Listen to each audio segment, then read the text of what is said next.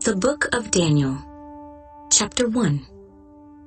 In the 3rd year of the reign of Jehoiakim, king of Judah, Nebuchadnezzar, king of Babylon, came to Jerusalem and besieged it. And the Lord gave Jehoiakim, king of Judah, into his hand, with some of the articles of the house of God, which he carried into the land of Shinar, to the house of his God, and he brought the articles into the treasure house of his God. Then the king instructed Ashpenaz, the master of his eunuchs, to bring some of the children of Israel, and some of the king's descendants, and some of the nobles, young men in whom there was no blemish, but good-looking, gifted in all wisdom, possessing knowledge and quick to understand, who had ability to serve in the king's palace, and whom they might teach the language and literature of the Chaldeans. And the king appointed for them a daily provision of the king's delicacies, and of the wine which he drank, and 3 years of training for them, so that at the end of that time they might serve before the king. Now from among those of the sons of Judah were Daniel, Hananiah, Mishael, and Azariah. To them the chief of the eunuchs gave names. He gave Daniel the name Belteshazzar, to Hananiah, Shadrach, to Mishael, Meshach, and to Azariah, Abednego.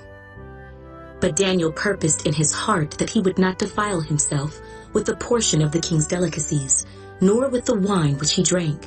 Therefore he requested of the chief of the eunuchs that he might not defile himself.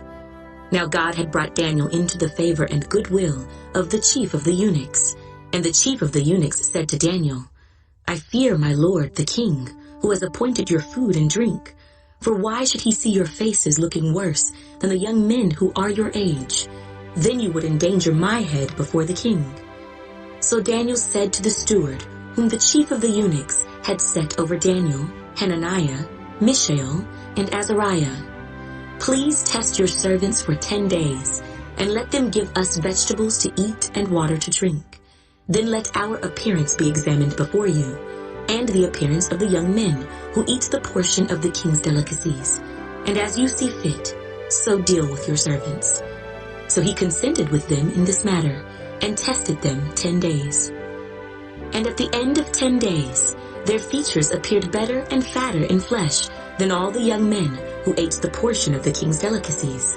Thus the steward took away their portion of delicacies, and the wine that they were to drink, and gave them vegetables. As for these 4 young men, God gave them knowledge and skill in all literature and wisdom, and Daniel had understanding in all visions and dreams. Now at the end of the days, when the king had said that they should be brought in, the chief of the eunuchs brought them in before Nebuchadnezzar.